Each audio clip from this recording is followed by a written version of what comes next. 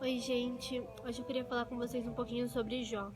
Jó, ele era um homem muito próspero, tinha uma família muito grande, tinha 3.000 carneiros, 7.000 ovelhas, e ele sempre foi um adorador de Deus, ele sempre foi muito fiel com Deus. Mas um certo dia chegou Satanás na presença do Senhor e falou assim: é muito fácil Jó te adorar, já que ele tem tudo, já que a vida dele é uma vida próspera, já que a família dele é grande. Então Deus falou assim para Satanás: já que você está falando isso, então você pode tirar tudo de Jó, você só não pode tocar na vida dele. Então o diabo, saindo da presença do Senhor, foi lá e tirou tudo de Jó. E um certo dia, lá no capítulo 1, versículo 20, versículo 13, diz que vários mensageiros chegavam na presença de Jó, falando para ele que ele tinha perdido várias coisas. Chegou um mensageiro falando que ele perdeu os carneiros, depois chegou outro falando que perdeu as ovelhas, depois chegou outro falando que a casa foi derrubada e todos os filhos dele tinham morrido, ele perdeu a sua mulher, ele perdeu tudo. E Jó, ouvindo todas essas notícias, ele diz lá no versículo 20 e 21, diz assim que Jó, ele rasgou as suas vestes, raspou a sua cabeça e se prostrou diante de Deus e começou a adorar a Deus. E ele dizia assim: nu eu vim do ventre da minha mãe e nu eu voltarei. Tudo foi Deus que me deu e tudo Ele pode me tirar. Isso eu falei no vídeo anterior, né, que nada do que nós temos foi nós que conseguimos, Deus que nos deu tudo. Então Ele pode nos tirar tudo no momento em que Ele quiser. E Jó, passando por essa provação, ele em momento nenhum murmurou, em momento nenhum ele pecou contra Deus, pelo contrário, Jó permaneceu fiel. Deus ele fez isso com Jó para provar o coração de Jó, para provar se Jó realmente era fiel com ele, seria fiel com ele. Então, trazendo para os dias de hoje, nós estamos passando por essa pandemia, por essa provação. E é nesse momento em que Deus está vendo quem são os verdadeiros adoradores, quem realmente é fiel com Ele, quem realmente está firmado na rocha. Eu digo assim que tem dois motivos para que essa pandemia esteja acontecendo. O primeiro, o mundo ele estava muito corrompido, ele está muito corrompido, assim como no tempo do dilúvio, que Deus ele mandou Noé construir a arca e ele eliminou todo o resto do povo, porque o povo tinha corrompido o mundo. Assim também o povo tem corrompido hoje em dia. As pessoas elas estão blasfemando e brincando com o nome de Jesus, brincando com Deus. E Deus, ele é amor, mas ele também é justiça. Deus, ele também se ira, então nós não podemos provocar a ira de Deus, porque nesse momento eu digo assim que só vão restar os verdadeiros, só vão restar os que realmente estão firmes e aqueles que até aqui estavam brincando com o nome de Deus, aqueles que estavam lá no carnaval se vestindo de Jesus, falando que Jesus era gay, aqueles que estavam pregando Jesus na cruz, esses vão perecer. E o outro motivo dessa pandemia é porque Deus está nos provando. Ele quer ver até onde vai a nossa fidelidade com Ele. Ele quer ver agora quem são os verdadeiros cristãos. Porque nós dizermos que somos cristãos é fácil. Agora viver como Jesus é difícil. Jesus, ele foi perseguido, os judeus queriam matá-lo. Muitas vezes os fariseus falavam que Jesus estava endemoniado, falavam que Jesus fazia milagres por meio de demônios, falavam que ele estava blasfemando contra Deus, não acreditavam em Jesus. Mas Jesus, ele sempre soube a identidade dele. Ele falava, não é chegada a minha hora ainda. Se vocês me conhecessem, vocês conheceriam o meu Pai. Se vocês conhecessem o meu Pai, vocês me conheceriam. A gente tem que entender que Deus, Jesus e o Espírito Santo é um.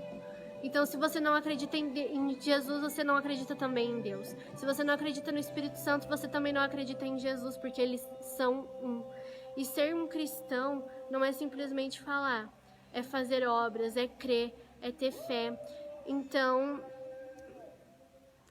Jesus, ele... nessa pandemia nós estamos vivendo uma provação. Muitas pessoas estão perecendo, muitas pessoas estão caindo, porque elas não estavam verdadeiramente firmes em Deus, elas estavam firmes no homem. Agora a gente está vivendo um momento muito difícil, porque nós não podemos mais ter cultos, nós não podemos mais abrir as igrejas.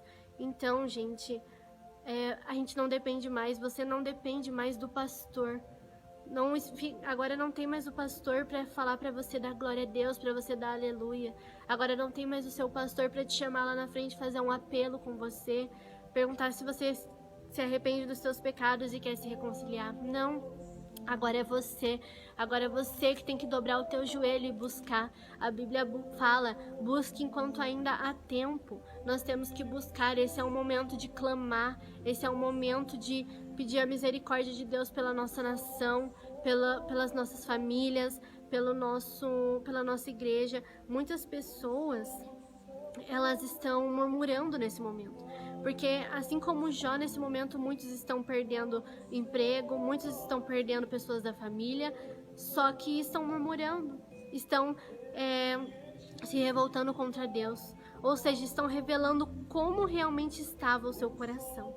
Porque quando a gente está firme em Deus, quando o nosso coração é reto com o coração dele, nós não vamos murmurar, nós vamos dar graças a Deus, porque Deus disse, em tudo dai graça. E agora estão se mostrando quem são os verdadeiros, né? Então, vamos buscar, vamos clamar pela nossa nação, vamos clamar pelas nossas vidas, clamem pelas almas. Esse é o momento em que os cristãos têm que mostrar para que eles vieram, para que nós viemos. Nós somos intercessores de Deus, nós somos... Jesus, cristão, ele significa pequenos cristos na terra. Nós temos que viver como Cristo. Jesus, ele ia todos os dias ao monte e orava e clamava. Se Jesus, que era filho de Deus, Jesus que é um com Deus, ele clamava e ele orava para Deus, quem somos nós para acharmos que não precisamos mais orar? Não é porque não está tendo mais culto que a gente não precisa mais buscar, que a gente não precisa mais orar. Não se acomode, não pare de orar, não pare de jejuar, porque a salvação, ela é individual. Não pense que quando chegar o dia do julgamento, o seu pastor vai passar e quando chegar a tua vez você vai falar, Deus, mas eu era a ovelha dele, por que eu não vou também? Querido, a salvação é individual. O seu pastor busca dele e você busca a sua. Ele vai orar por você, ele vai clamar pela sua vida, mas você tem o livre-arbítrio de fazer as suas próprias escolhas. Você tem que escolher ser uma pessoa que está em santidade, você tem que escolher ter uma vida reta com Deus, você tem que buscar por si próprio. As pessoas, elas estão perecendo por falta de conhecimento. A Bíblia diz, conheça a verdade e a verdade vos libertará. Jesus é a verdade, Jesus é o caminho, a verdade e a vida. Busque Jesus, leia a palavra. Aí você me fala, eu já li a palavra uma vez. Não adianta, você tem que ler a palavra todos os dias. Eu queria perguntar para vocês, quantas vezes vocês se alimentam por dia? Acredito que no mínimo 3 vezes, porque, né, café da manhã, almoço e janta. Tem gente que come bem mais, mas no mínimo 3 vezes por dia. Então, ok, você está alimentando a sua carne, beleza, mas o seu espírito, você tem alimentado o seu espírito? Se você alimenta a sua carne 3 vezes por dia, no mínimo você tem que alimentar bem mais o seu espírito. Você tem que orar, ore, jejue, tire um dia para jejuar, ore aí pelo menos 2 vezes por dia, gente. Cristão tem que orar, cristão tem que conhecer a palavra de Deus.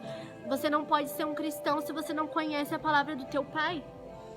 Conheça a palavra do teu pai, conheça os mandamentos, conheça as vontades dele para a sua vida. Conheça a verdade, porque se você conhece a verdade, você não vai cair no pecado.